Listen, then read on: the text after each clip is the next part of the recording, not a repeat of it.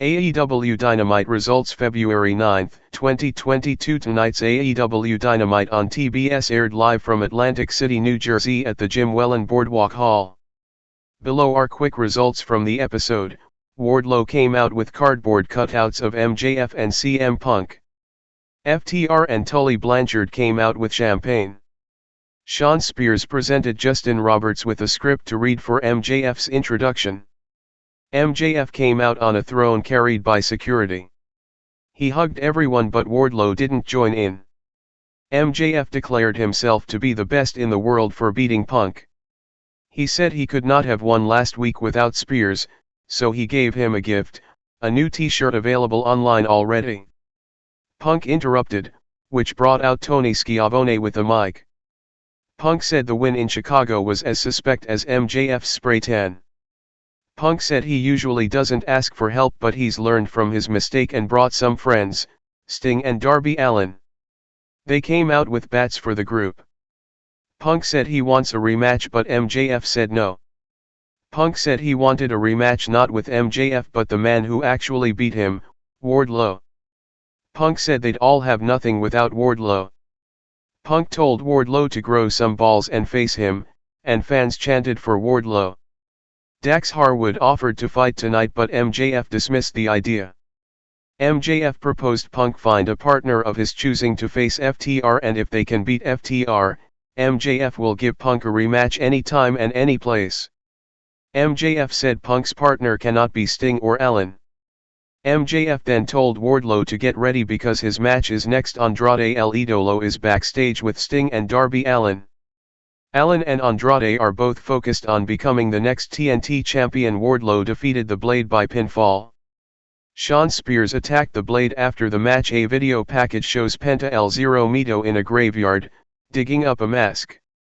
Alex Abrahams narrated and explained that this is due to the mist he got last week.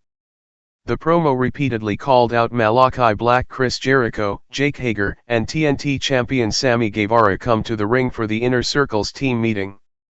Jericho says he hasn't seen Santana and Ortiz all day, but they soon appear but without Inner Circle gear on.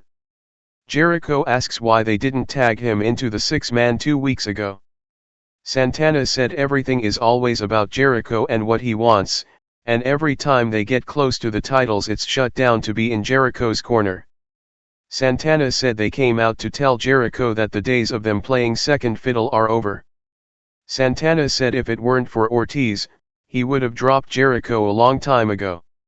Jericho went on and said Eddie Kingston has zero stroke, and he took credit for Santana and Ortiz finding success and opportunities. Jericho wondered if he recruited the wrong members of Lex. He asked Hager if he has the phone numbers of the other guys, but Santana attacked him. Guevara broke them up and said they're a family but Jericho snapped and told him to shut up.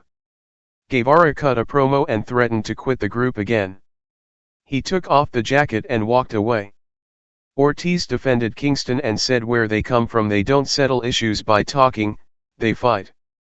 He said next week it will be Santana and Ortiz versus Jericho and Hager to settle this. Tony Schiavone interviews Roppongi Vice backstage, Trent Beretta and Rocky Romero. Romero says he's 100% ready now and they will face the Young Bucks on Rampage. The Young Bucks show up to say hello and they want to fight tonight, but Adam Cole appears next and the trio lays out Romero. They're about to finish off Beretta when Cole points out someone walking up. It's NJPW star Jay White.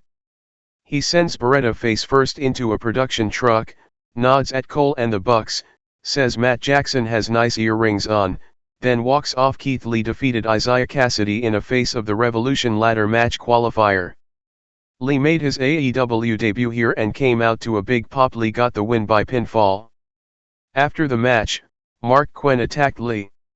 Lee was double-teamed by Private Party and sent out of the ring.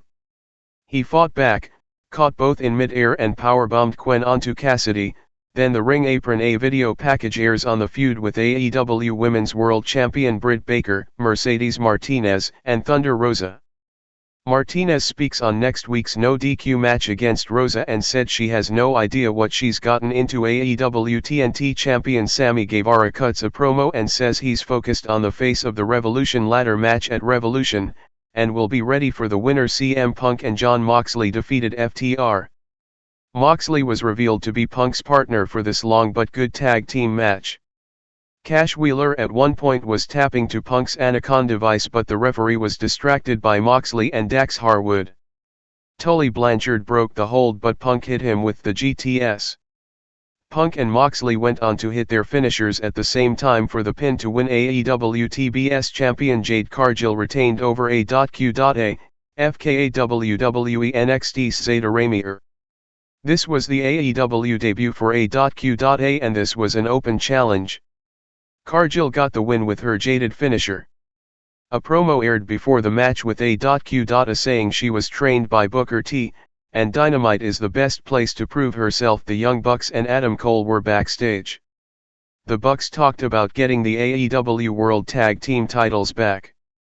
Cole said Jay White can have their back on Friday's AEW Rampage when they face Roppongi Vice.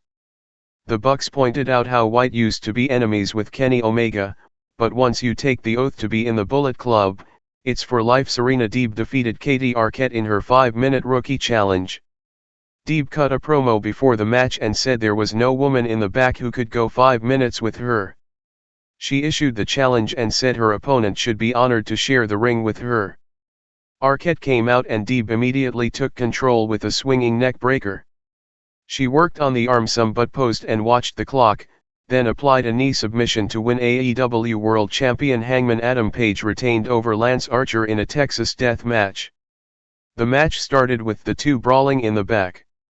They made it to the ring and Hangman hit Archer with a belt shot, then threw him through some glass. Dan Lambert appeared at one point and unscrewed the top turnbuckle, and Archer later used the turnbuckle hook to hit Page in the face. They fought in and out of the ring, and through the crowd at various points. There were a lot of near falls and finishers also, and weapons.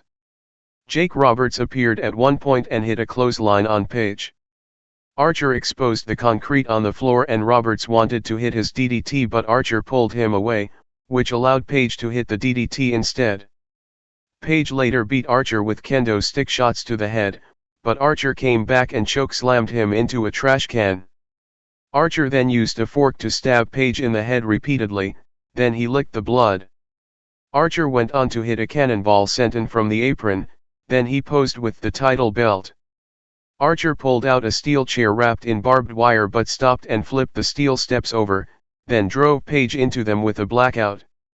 Archer looked to finish Page with a powerbomb, but Page grabbed the barbed wire from the chair, used it to deliver forearm shots to Archer, then a German suplex.